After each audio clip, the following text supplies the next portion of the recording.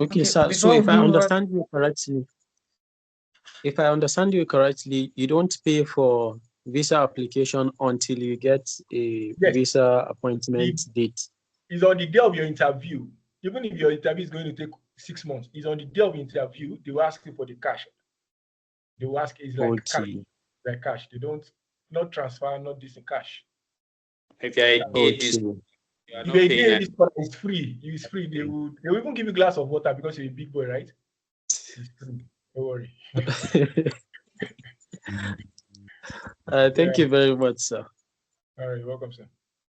okay, before we take the next question, gentlemen, will you kindly grant me the permission to share your WhatsApp contacts in the chat? Very well, please. Okay. Shina Solomon, you have not responded. you have access to me. Big boys drink water. Now, what do you think? Big boys drink water.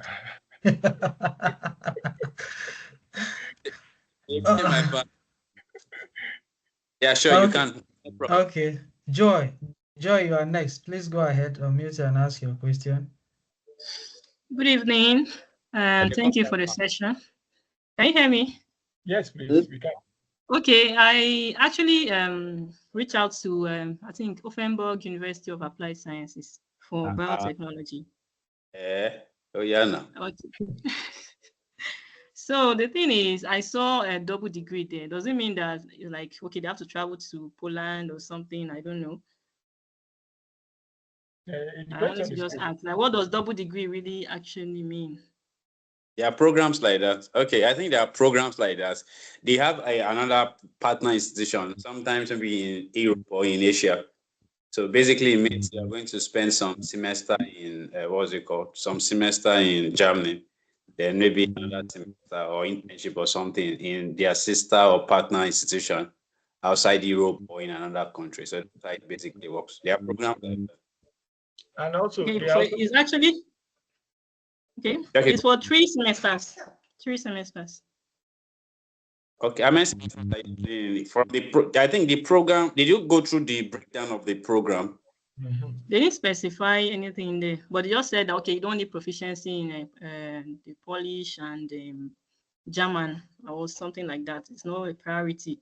So I don't know if they didn't specify if you're going to travel to Poland. Okay. Once they state that you don't need proficiency in Poland, in Polish, and or in German, or so, that means your course is actually going to be taught all three in English. So they can easily pick you. Okay, for this part, for this semester, you're going to be doing so thing in this place, and they would foot the bills, do everything for you to take you to the other part to do your course and come back and get your certificates here. And also there are some joint programs such that it's like a ladder combined MSc and PhD. So sometimes it's a joint program like that too. So you're going to start, you're coming in as MSc, but after like maybe 9 months, they can easily validate you into PhD. There are some programs, but I doubt if it is applicable to you being a PTDF scholar or a DAD scholar. I think theirs is just going to be strictly MSc or strictly PhD. So for your joint, so for adventure, I have to travel to Poland now. Was it with that or PTDF covered that expenses? No, it's your school. Your school takes care of you because you're already their property. Your school takes care of you, gives you accommodation, gives you everything, but your stipend would continue because PTDF or that still sees you as a student in a precise school. So even if the school decides to take you to UK for a semester, your school will provide travel allowance and maybe accommodation, definitely accommodation, and maybe a little stipend for food, for feeding. But your normal expenses is still being taken care of by the background scholarship board. Okay, then I have a last question. I've been asking this question over and over. I'm still not clear. Please, I'm sorry for repeating it again.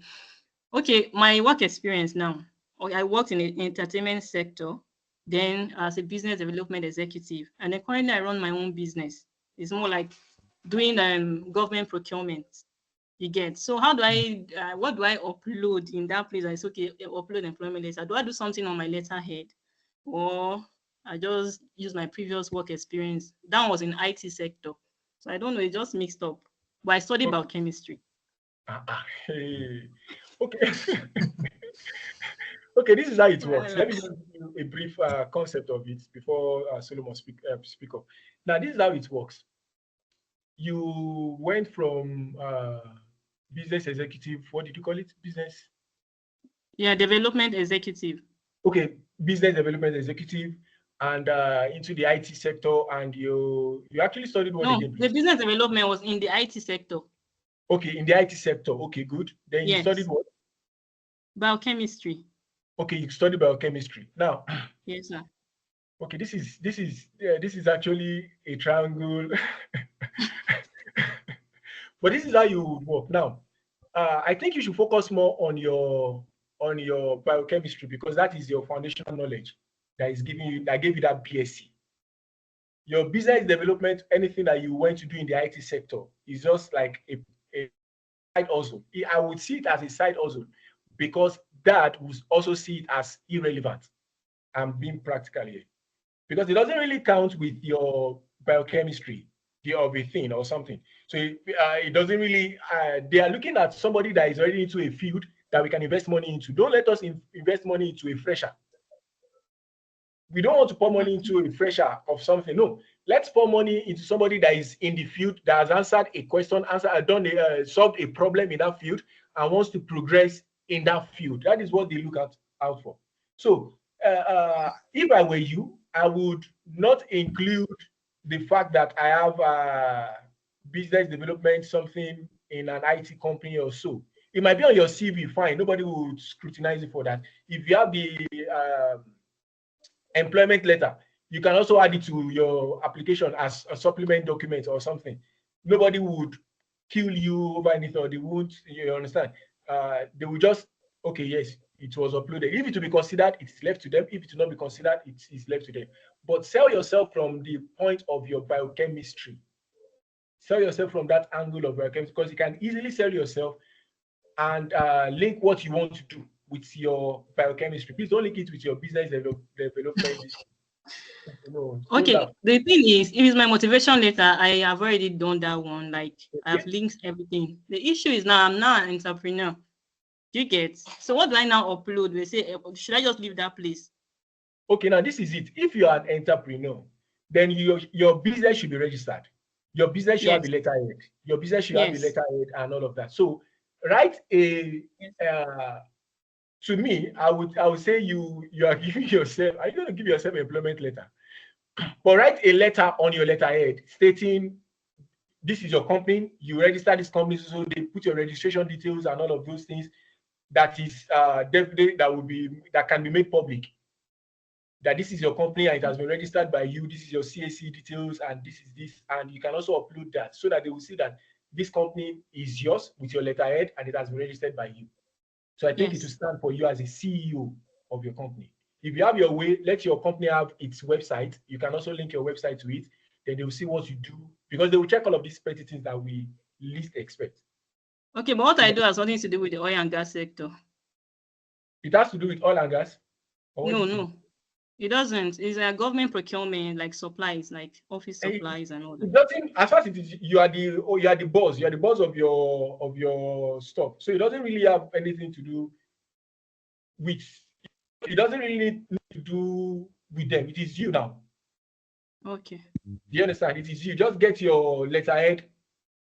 Tell them that okay, this company is yours and it has been established so time. If you really want to upload something, but if it doesn't count, I don't think it is necessary. If it is not being asterisked, I don't think it is very important. Okay. Thank you so much. I appreciate it. I don't know what, maybe Shino has another perspective to it.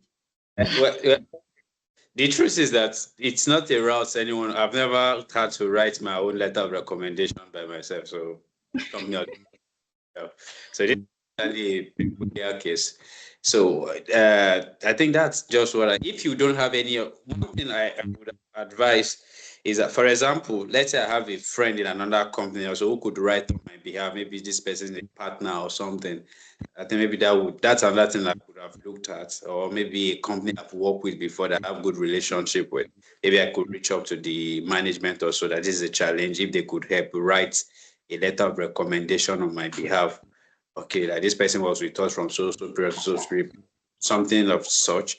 If it will suffice, if there's nothing of such, I think you just have to write the idea of your company, and that's all. Okay. All right. Thank you so much. Welcome. Isaac, thank you, Joy. Isaac, you had asked the question before. Your hand is still up. You want to talk again? Just one last question. Proceed, please. We have limited time. Okay, can you hear me? Yes, please. Yeah, we can. Okay. This one is for all the speakers, for Dr. Amu, for Dr. Berlin and Dr. Sheena. You guys have choosing city. Hello? You said what? You guys have talked about choosing cities that are not expensive. Nobody will know a country more than somebody that's already living there, even if I do so much research on the internet. From your stay in Germany, can you guys just recommend cities that are less expensive? Maybe we start to define those, limit our applications to those few cities for now. For me, see, I think this is what you would basically do. Beyond is going to talk. The reason is that because you have not also explored all cities. Like, it's not like when we came here and I have explored. For me, for example, I'm in Berlin. It's in Weimar.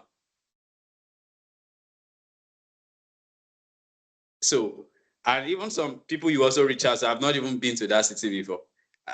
I know he will only be able to speak about his city.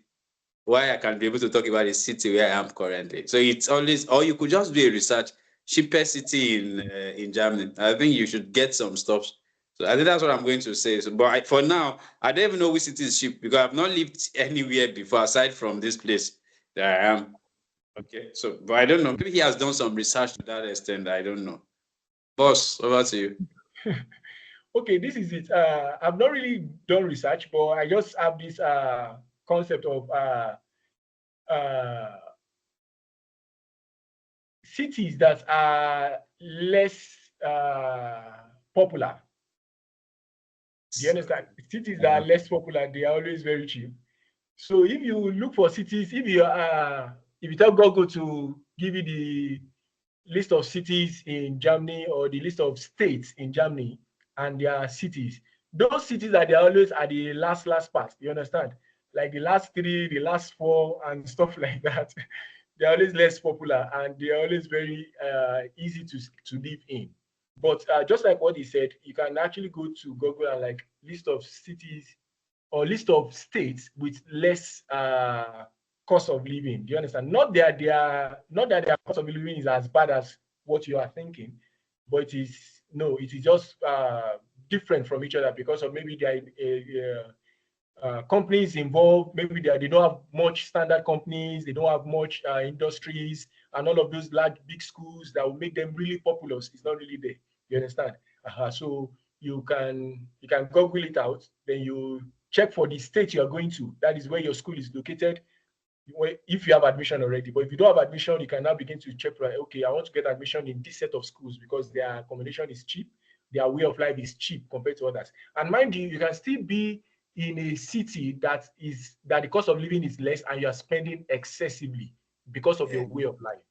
Yeah. So your way of life would actually be something you need to check out. If you are a kind of person that eat out, you don't know how to cook, or better still, you are too lazy to cook, trust me, you'll be spending more than those that are living in Berlin. Do you understand? So these are just basic things you need to be able to put together. If you can just minimize the way you spend, you will save a lot. And once your accommodation is not the kind of you want to live in a 2-bedroom flat all alone, paying 600 euros, then you are good to go. We have people staying in 4-bedroom flats, and each person is from different tribe, and you are paying less. We have accommodation of 200, 250, 300, and they are very good accommodation. So it depends on you. Your choice matters. If you have high taste, trust me, anywhere they put you, you still spend money. Another thing that let me just add this to it also. And also why I know you're advised to look at cheap cities and the like, because we are all students and I don't think people are have intention of like we are judging based on everybody's collecting the same thing. So wherever you are living, you are all being paid the same amount. But some people actually have some areas at art, maybe because of the opportunities that are around those areas. You understand? So somebody who is far off in Tri and somebody who is in Berlin, opportunities that they will have access to will be different. Okay, like stay in the capital or maybe stay in Munich. Like there are some major cities. You know, it is more of a thing of pro and cons. Yeah. Let me give you a guy was sharing basically. He wanted to do a program there's an evening school, which is free, Ready School. So Ready School has this free program whereby you could go to like it's for refugee and immigrants and the like. It's a coding school, free coding school, but it is in major cities, but it is free. So it means that if you are not in those major cities, you can't have fast. If you don't have school, so you decide now to say, okay, I want to take something up in maybe cybersecurity or so, you could access those schools in those major cities. But there are some places where those schools are not. Why? Because they are not popular cities. So that is an opportunity you could have taken advantage of because you're in a big city. I could have acquired this like a very notable scheme for free at no cost. But it is not in your own cheap city where you are. It is in this place that is cheap, that is expensive. But opportunities, you have access to opportunities. So you just have to weigh the pros and cons. So that just it. By the end of the day, Baba, to get admission, go. So when you get there, you get admission. Anywhere you find yourself, you find a way of surviving. So that's it, Jerry. All right. So let's move to the next so that we don't take so much time. Thank Yeah. you so much. One last question. What's the difference between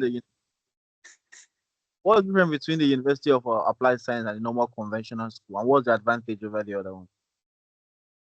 Let my guy answer that. Okay. The difference is not large because it depends on their technicality. Just like you asking what's the difference between a technical school and a university. Between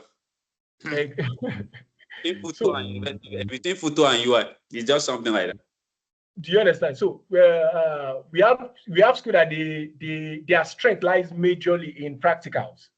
Yeah. And we have schools such that their own is just more of theory, not as extensive in practical as the other set of schools. So these are just the choice. And you know, there are some courses that they need more of practical than the whiteboard relationship.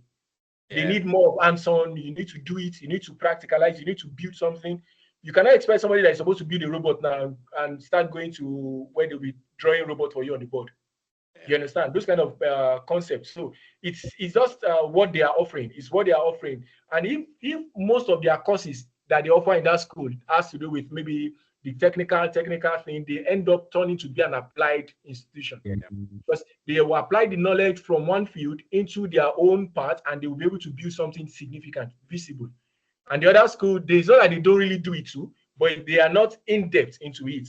Even if they have various labs, they still have this limited facilities compared to other applied schools. So no difference. Quality of education is nice. Every corner you are, your quality is nice. So there is practical example. Just take Unilag and take Futa. So you should know the pros and cons. Just take like Futa and put it beside Unilag. Nothing more than that. So it's just that.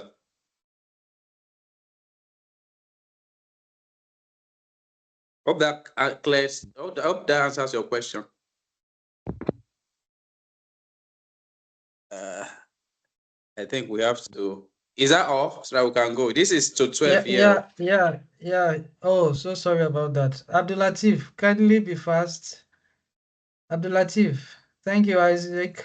Abdul Latif, kindly unmute and ask your question. Please, Mohammed, sorry. Hello. Mohammed, I just raised up his hand. We may not take your question. We'll stop at Isaac Abiodun. So Abdul Latif, kindly go ahead and ask your question. Good evening to you all, Sheena and Dr. Abiodun. I wanted to ask this question. I have an experience for 4 years. I work in 4 different companies. So when I'm uploading my work certificate, do I need to upload all the work certificate or one that I'm currently working on? It's okay. Okay. If I get your question correctly, you said you worked in 4 different companies.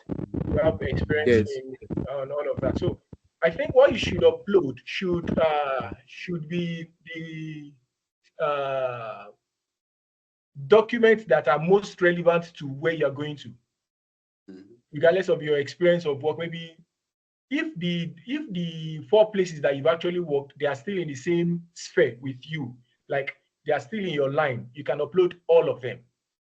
You can upload all of them. You can merge them into a document. If your space will not, you can just make it one PDF file and just upload all of them. When they open it, they will see that okay, you have experience here, you've done this, you've done that, and all of that. So, but if it is different, maybe you worked in the oil and gas sector, then you went to work in somewhere, you went to teach a hair or something.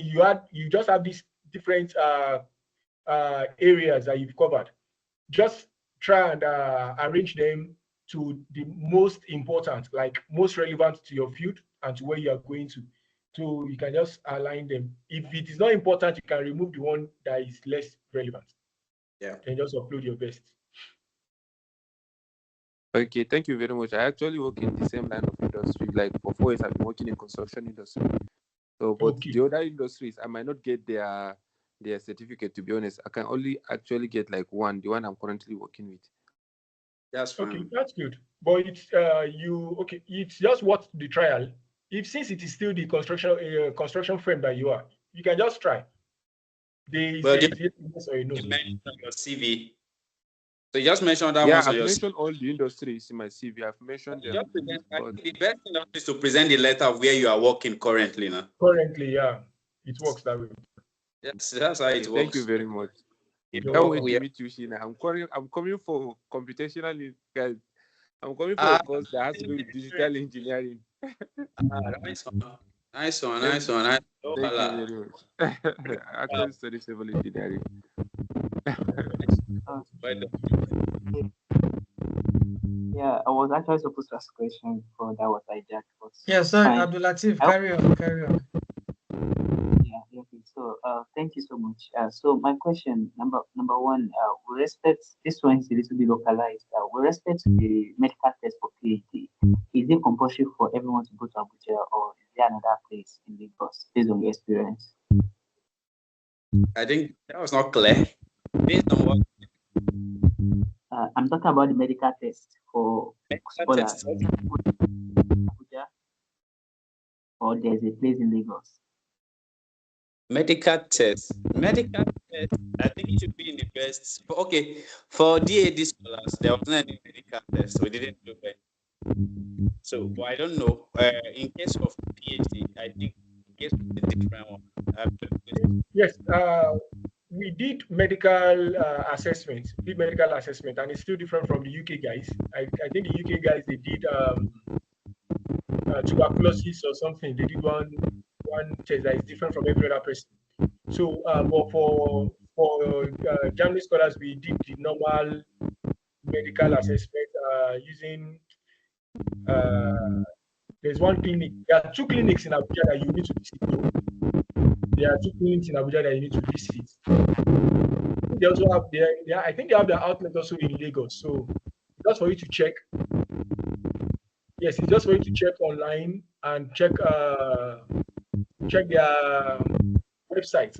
When they send you the link, because they will definitely send you the link. They'll tell you to go to Somata clinic, something like that. There's one clinic that is recommended on your PTDF page. Recommended on your PTDF page, and that is where you go to. So you can check if they have an outlet in Nigeria, in Lagos. You go to the one in Lagos with your letter. They will still do the check for you. They will still do the test for you. And if it is in Abuja, they will still do it for you. So anything between there, they will still do it. But I think Somata Clinic, yeah, I think it's Somata Clinic. But for the UK guys, they did extra medical, I think tuberculosis test or something. But we just did the general test or so. Right. Second one is just for the about DAD. So on the group, we've actually requested that if there's any PTDF DAD scholars that can help us with dummy recording of its application. application, it will be very helpful because there has been some question that has been confusing. So it will be very helpful. This is just a kind of reminder. If we have any PTDF, DAD scholars, especially PhD, hopefully for MSc to be helpful so that it can guide us. I don't know. Do you get that? It's something that we discuss on the group. Just mentioning it just to. All right. Thank you. Yeah, you can drop it on the group. I think these people should be able to help with that.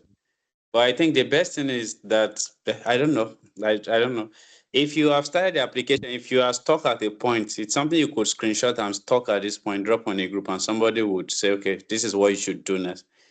But I don't know. But I will not be, I won't be able to do, I will not be able to, but you can still drop on the group. Maybe if there's anybody who could help out with the entire application process and record a video of it. But if you didn't have that, start the application. If you get a point and you are stuck at a point, just screenshot or so, drop on the group, and somebody should be able to come to your aid. I think that will be much easier rather than waiting for to record the entire application process. And they are requesting for a recorded entire process of the DAD application. Okay. All right. Anywhere they are stuck is just to drop on the page and somebody will come to their aid. And if there is, I know Mr. Amon will prepare towards that.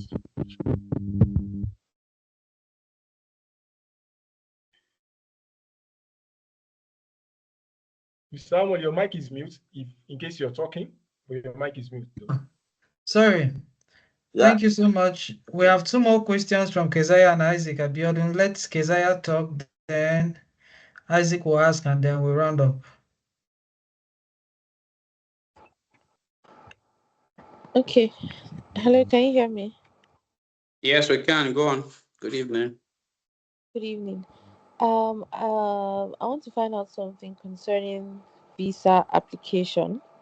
So I think someone said that it takes some time before you could get an appointment, maybe a couple of months. So would it be okay if you can apply for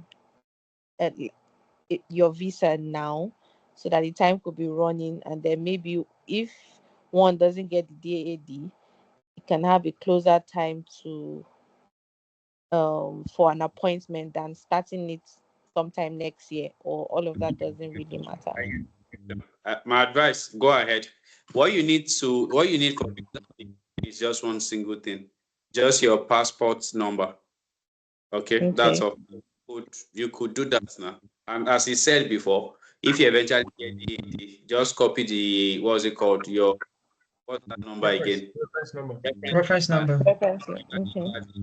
You got that distance, then they will now like fast track the entire process for you. So you don't need anything at this point to for the book appointment. All you just need is just your passport number, and that's okay.